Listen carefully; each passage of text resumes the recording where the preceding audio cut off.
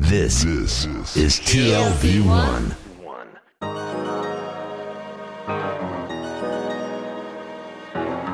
The Tel Aviv Review with Gilad Halpern. Hello and welcome to the Tel Aviv Review, a program dedicated to the word, to the thought and to debate. I'm your host Gilad Halpern, and every week I'll be engaging in close encounters of the intellectual kind with writers and scholars, or simply people of ideas of all types and vocations who have done something to make our lives a tad more interesting. My guest today is a Jewish philosophy scholar, a visiting fellow at the Divinity School at Harvard University, and an expert on interfaith dialogue, both in theory and in practice. Dr. Yakir Englander, welcome to the Tel Aviv Review. Hello, shalom. So when we come to explore the role of religion in conflict and its resolution, and let's not beat about the bush, I'm talking about our very own conflict, the Israeli-Palestinian conflict, in which religion is very present. So my question to you is whether religion is an impediment to conflict resolution or an advantage?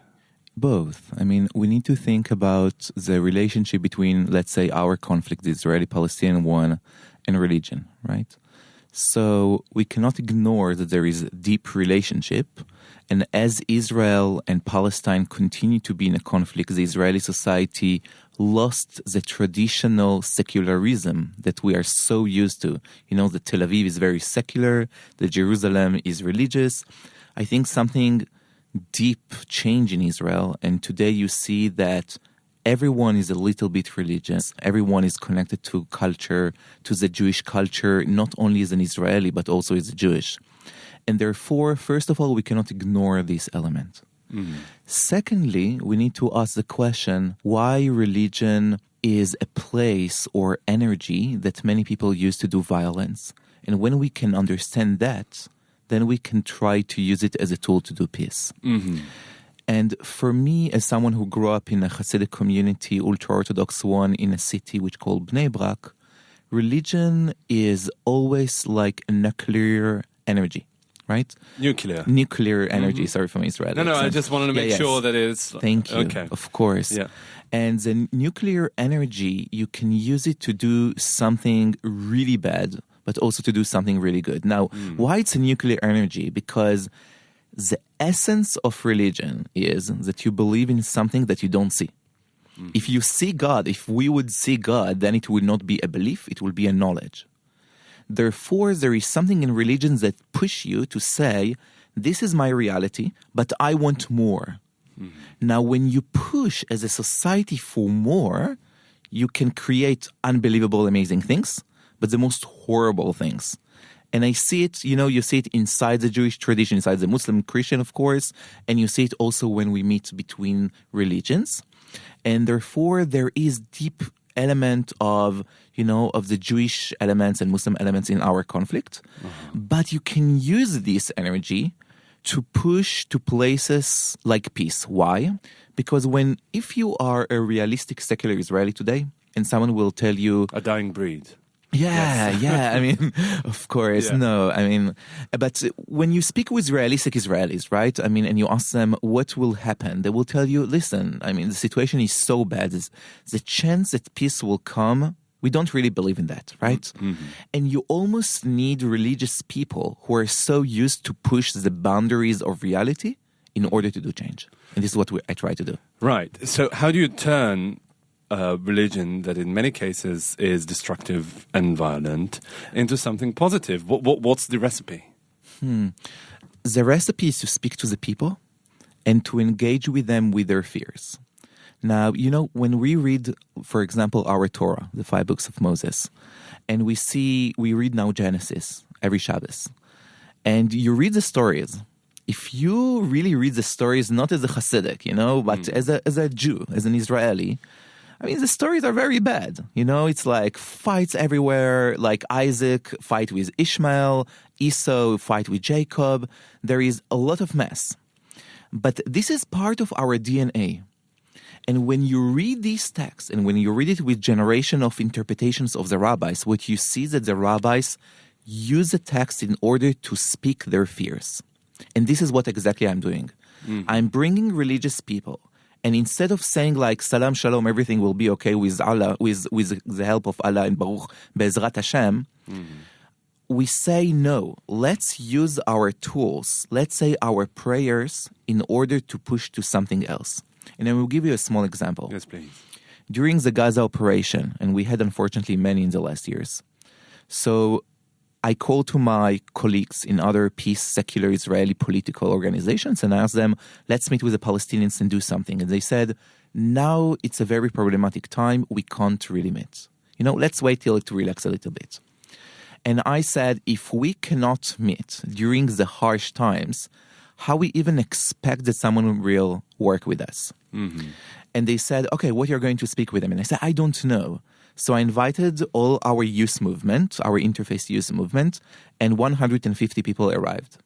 And then people said, but what we're going to speak about? I mean, it's so clear that there are the bad guys and the good guys. And then one of the Muslim ladies, she said, let's pray. Now, prayer, it's something that you open your heart, right? You are very vulnerable. For Muslim to go down, to really go and pray as Muslim next to Jews and Christians. For us, as Jews, to do all the oy oy oy next to Muslims and Christians is something very vulnerable. Mm-hmm. But when you open the heart with no words, you only pray. So it's not like logic words. Am I for Gaza or against Gaza? So then something else happened. But it also, at the same time, absolves these people of their own responsibility and their own human agency, because instead of talking about the sore issues and, opening their hearts really to talk about everything, it's kind of an escape, isn't it? This is my fear, and this is what I don't let it happen. So for me, religion is a tool to speak about the hard issues, and we cannot ignore the hard issues. So in our organization, of course, when I work, it's a youth movement. So you start when you're in the 6th grade, and you finish when you finish high school. So of course, when you are in the 6th grade, we will not speak about the wall because kids do not have the concept of the wall. But when they become like 13, so then we start taking them to see what's going on, and they see it in a religious language. So what they see how their religion can be a tool to make violence, but also they are there as religious people, and they fight against their fears. And they have fears. We have fears. We have it. We can deal with it because of our religion. A small story. One of the beautiful things that I grow up with in Bnei Brak, in a Hasidic community, is intimate critique. Intimate critique means that you critique the most lovable things that you have in your life, which is God, but you do it with love. But you critique, very harsh critique. But by the way, does it apply really across the board to other monotheistic religions? Do you find the same language with Islam, which is the most immediate religion that you work with, but also others? Is there really a vocabulary that is really common to all religious people? Yes and no. I mean, some elements, yes. The mystical parts, yes. But what is interesting and what I love is that we are not the same. So we have different tools in order to touch something that actually we don't know, right? But we have a desire to know, and we use different tools.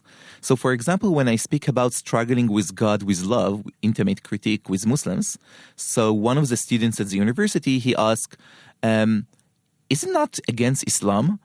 And the Imam, he said, yes, it's against Islam, but there are differences between Jews and Muslims, because Jews are like the children, and Muslims, we are like the servants of God. So we cannot do it. But what is important, student, that you see how people do it with love. So when you see it, don't say it's against Allah, but say it's a different tool how to speak to Allah. Don't you get people, either within your circles, also outside critics, to say, you're not really dealing with a real issue. And the real issue, at the end of the day, is political.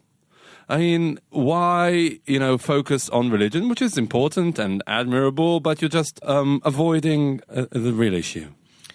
It's such a good question. Thank you for that. And the answer is we are super dealing with the hard issues. So, for example, because narrative and stories is so important in all the three monotheistic religions, it's so easy for us, for example, to speak something that in Tel Aviv, it's very hard. For example, the problem is not about 67. The problem is much deeper. It's about the Nakba, right?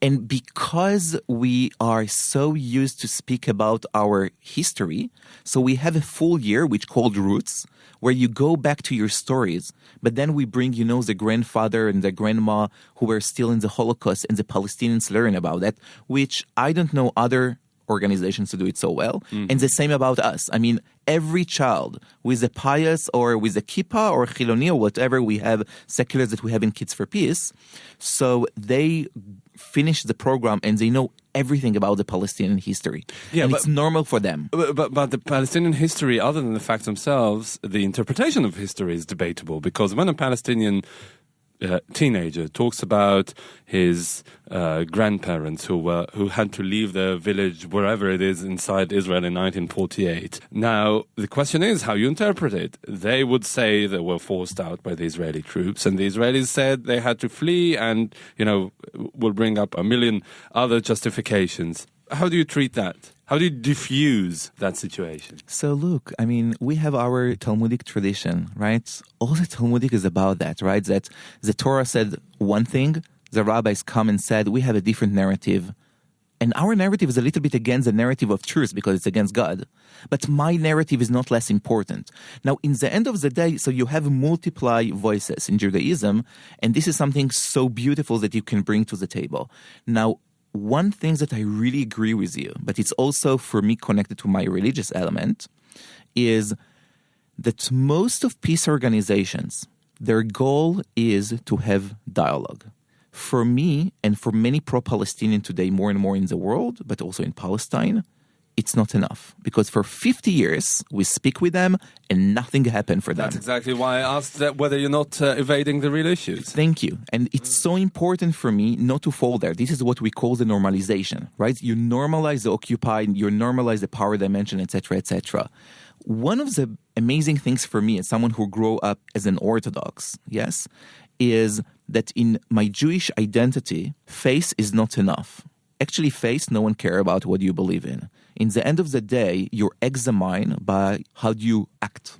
And this is why, for example, one of the reasons that I decided to leave my academy path and to dedicate myself now to work here is that almost none of the peace organizations that I know succeeded to move from dialogue to action. And it's exactly our program that I'm using now. All my graduates from the youth movements, that they are now 18 to 25, they are in the military, after the military, college, wherever they are in the Palestinian side, and I practice with them nonviolent action.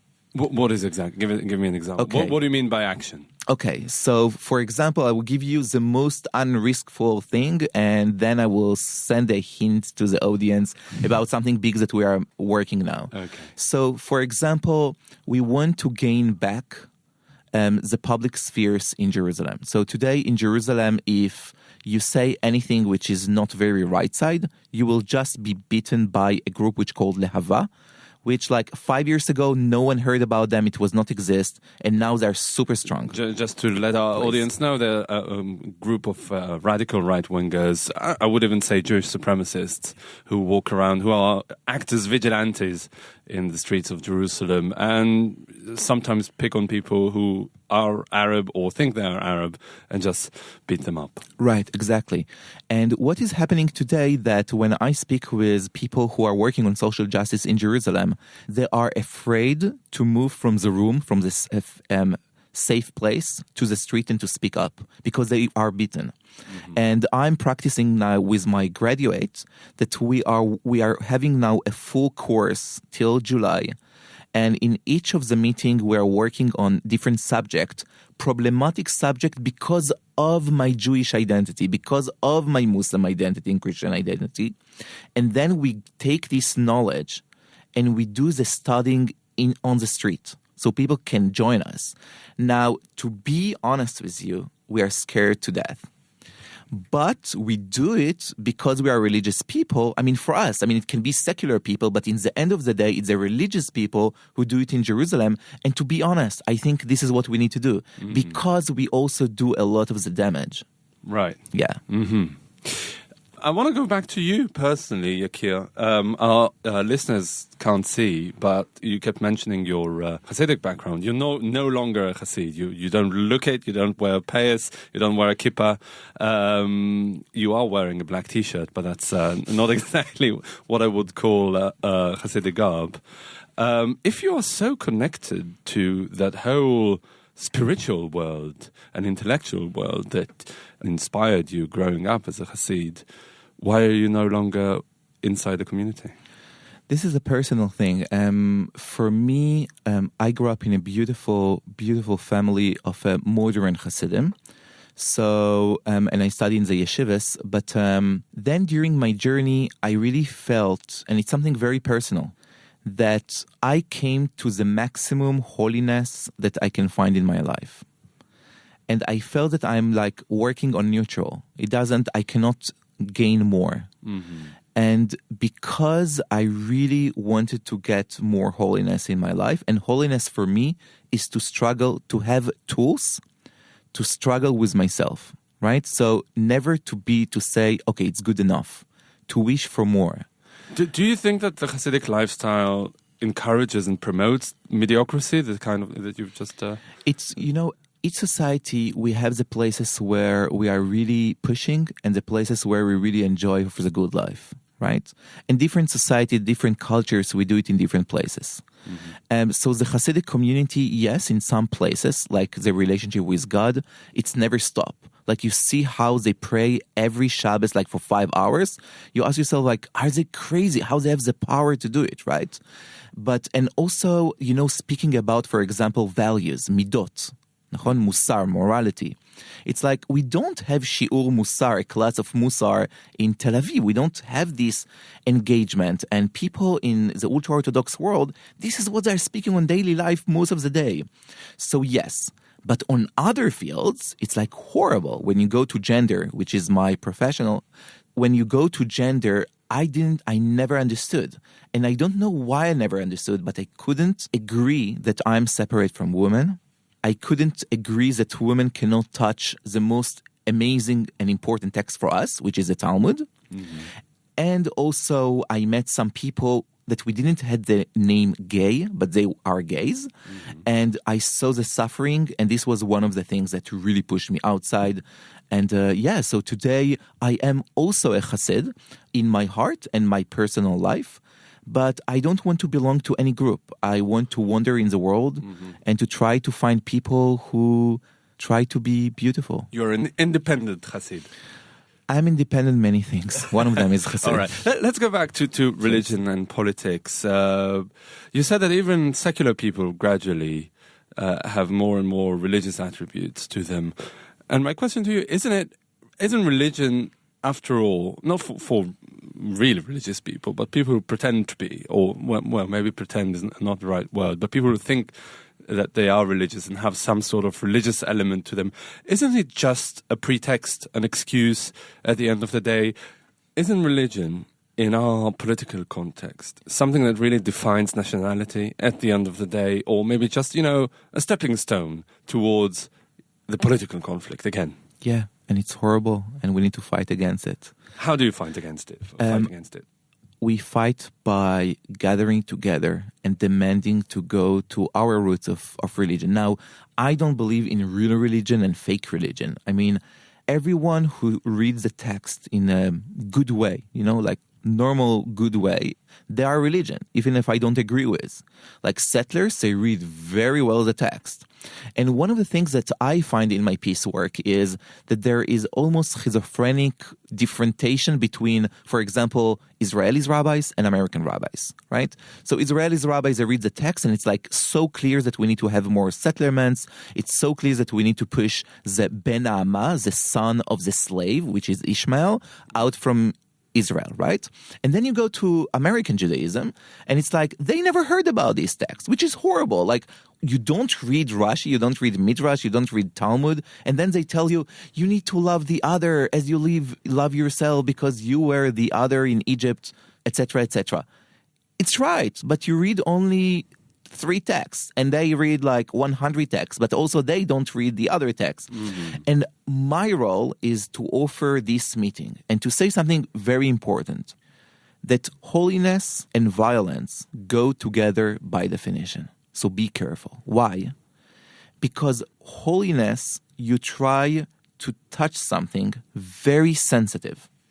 But by definition, when you are with yourself in a very intimate relationship, you don't see the other, by definition. I'm sure and I want to give you, if it's okay, I want to give you a small example. When people ask me, do you still pray in Hasidic synagogues? My answer is, for sure, yes. And they ask me, but men and women are not together. You teach gender and queer theory at university. I said, it's true, but tell me, in your synagogue, the open mind where I can sit next to women, can I cry? And it tells me you can, but no one does it. So I said, so for me, this is a prayer. I need to cry. So it's the same. You understand? So there is intimate relationships that the settlers have between them and the land, which, let's be honest, probably only the first Zionists they had, right? And we lost it. I mean, thanks God, because we have a beautiful country. Right? And we care about high tech, right? Yeah. And we care about many other things, but not so much about this intimate relationship. But we have the privilege to live normal lives. Exactly. And my job is to go to the settlers, and we have settlers in our peace organization, and to tell them, I so know well your desire to keep this intimacy between you and the land. Let's try to find how to do it without hurting the Palestinians. Do you feel, well, I'm sure that the answer is yes to my question. Do you feel that it doesn't fall on deaf ears? Otherwise you wouldn't be doing it. But do you sometimes have hesitations and qualms that it's just, you're fighting an uphill struggle? Every day. And there is a beautiful Hasidic story from my dynasty about one of the rabbis that before he passed away, his students said, please come and tell me what's going on in heaven. And the rabbi said, of course, no problem. And he passed away and he didn't arrive. So after 3 days, the student decided to go up to heaven to find the rabbi. So he met with the angels and he tells them, angels, where is the rabbi? And they said oh yeah, the judgment was amazing and God asked him to come to heaven with him. And the rabbi said no way, I'm not going to heaven with you, God. So then the student decided to go to find the rabbi and he went to the other side, to the Sitra Achra, to hell. And then next to a river, he saw the old rabbi leaning on his stick and watching the water. And he told him, Rabbi, what you're doing here? God is waiting for you in heaven. And he said, this river is made by the tears of people in our world. I said to God, till you stop this river, I will never be with you in heaven. So every day I regret, but every day I try to go to this river. Yeah, you sit by the river. Yeah. Okay. Well, on this optimistic note, Dr. Yakir Englander, I'm afraid we've run out of time. So thank you very much for coming in today. You're a Jewish philosophy scholar, a visiting fellow at the Divinity School at Harvard University, and an expert on interfaith dialogue, both in theory and in practice, with your organization, Kids for Peace. Thank you very much. Thank you, Gilad. That brings us to the end of our show today. Thank you very much for listening. Also, big thanks to Alex Benish, the technical producer of this show. I'm Gilad Halpern, signing off here in Tel Aviv. Do join us again next week for another edition of the Tel Aviv Review. And until then, goodbye. Maybe it's the wrong time, and maybe I was wrong, and I thought you were different, babe. So I gave you all. So I gave you all.